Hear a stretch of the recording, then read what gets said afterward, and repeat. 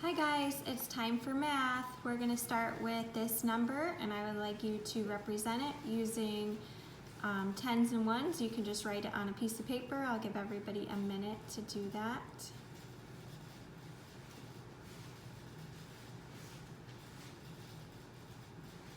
If you don't have a piece of paper, you can just tell somebody sitting by you or just think about it or tell your pet or your stuffed animal.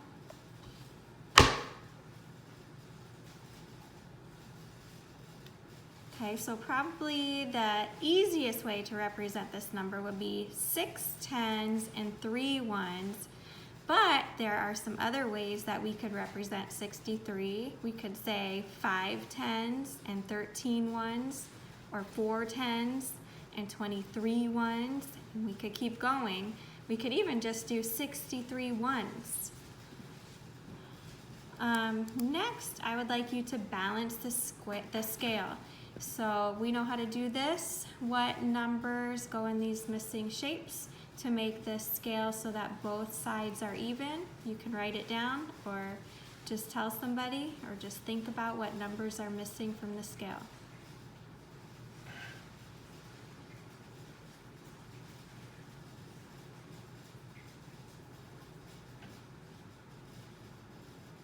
Okay, so lots of different answers again. We could put a 2 in the triangle. That would give us 9 on this side, which means that we would also need 9 on the other side. So we would need a 4 in the oval. Okay, what are some other ways that you can balance the scale? Did you have different ways than my way? All right, guys, today we are going to start learning about graphs. And we're going to be learning about representing data. And what data is, it's just answers to questions. So I put together some data for you, and I did a pretend one. So I did favorite pet. And so as you can see, we have cat, dog, or hamster as our choices. And we did a tally table to start off with. And this shows us how many people said cat was their favorite. How many people said dog was their favorite. And how many people said hamster was their favorite. Okay, so those tally marks, that's our data. That's our answers. I didn't really ask people, but maybe you could do something like this at your house today. You could make a little tally table like this about favorite pets or favorite color or anything really. Okay, so once I have my data, I am going to take my data and I am going to make it into a graph. All right, so we're going to learn about picture graphs today. And picture graphs are basically just a graph that uses pictures. And so our pictures in our graph today are stick figures. That's my picture. So at the top of the graph, you see the title. Every graph has to have a title, so we know what we're talking about. And the title is favorite pet. Our categories are cat, dog, and hamster. And then at the bottom, I have a key. It says each stick figure stands for one child. And then I have the same data from my tally table. I just use that and I put it into my graph. So I should have seven stick figures representing the 7 people who chose cat. I have 8 stick figures for the 8 people who chose dog, and 4 for hamster. And then we can ask questions like, which animal was the most popular? Or which animal did the least people choose? Or how many people chose cat and hamster? Okay? So I am going to work some problems out in our Go Math books.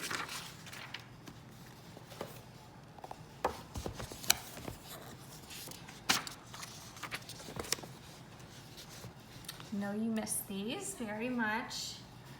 Okay, so this graph on this side, it says children on the playground, and I see that there are, think about how many, look at swings, how many children are on the swings, and how many children are on the slide.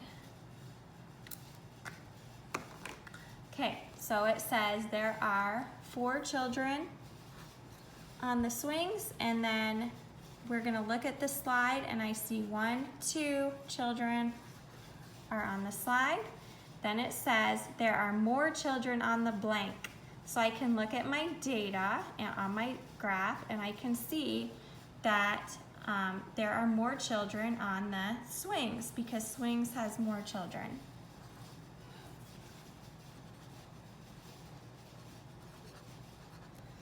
Okay, next, our favorite activity at the fair. That's our title, our favorite activity at the fair, and our categories are animals and rides. And so, they asked kids which their favorite activity at the fair was. And we can see, let's count and see how many children chose animals. You can count with me. 1, 2, 3, 4, 5. And how many children chose rides? Count with me. 1, 2, 3, 4, 5, 6, 7. Okay, which activity did more children choose? So we can easily look at our table, our graph, and we can see that more children chose rides. So I'm gonna circle rides. How many children chose animals? I want you to think about that for a minute, and I want you to just kind of say it to yourself, say the answer to yourself.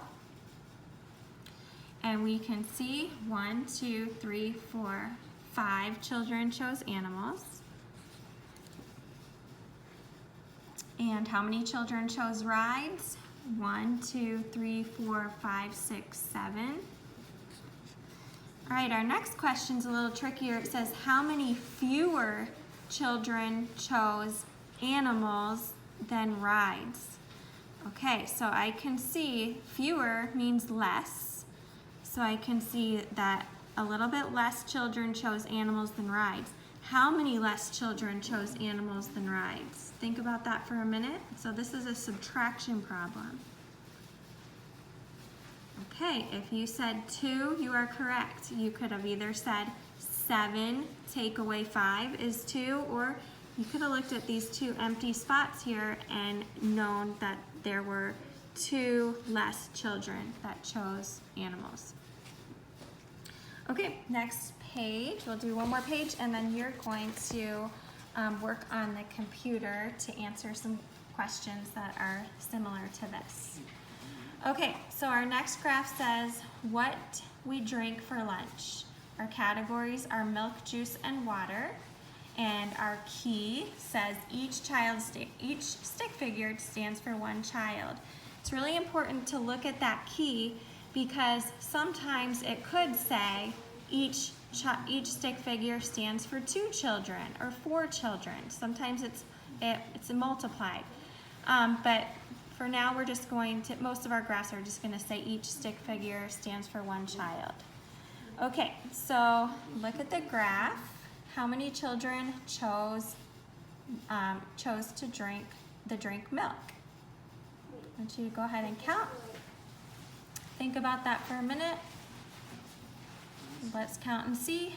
1, 2, 3, 4, 5, 6, 7, 8. 8 children chose milk. Number 6, how many children in all drank juice and water? So think about what do we have to do there to figure out how many chose juice and water. Well, we have to count up the pictures that represent the children who chose both juice and water. So let's count. 1, 2, 3, 4, 5, 6, 7, 8. Okay, so we're gonna write 8. It's like 3 plus 5, which is 8. How many fewer children drink water than milk? Okay, so there's our fewer. Whenever we see that word fewer, we know we're going to be subtracting. Okay, so we're comparing water with milk. So how many fewer children choose water than milk? Let's look at our data.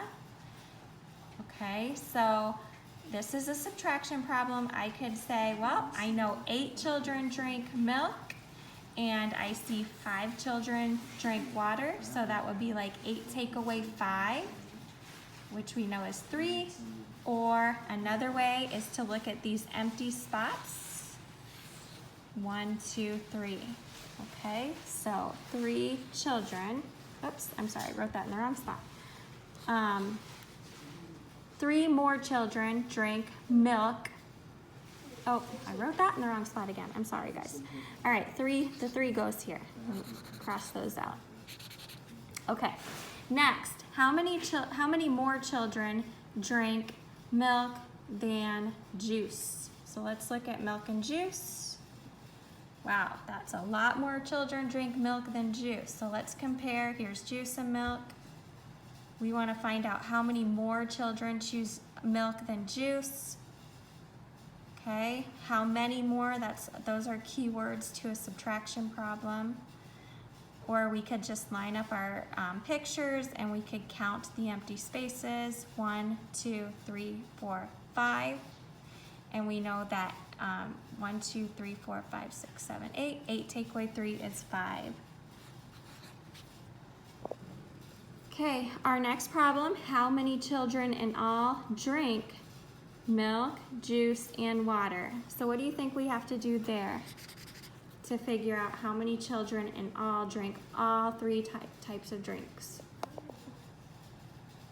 Okay, think about that for a minute, and if you said we have to count up all the pictures, all the stick figures, then you are correct.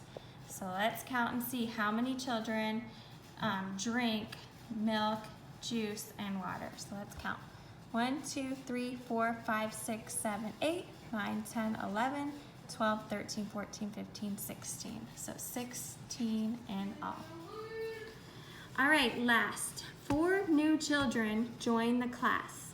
They drink juice at lunch. Now how many more children drink juice than water? So what do we have to do? If 4 new children drink juice, and so we're gonna have to add 4 pictures to juice.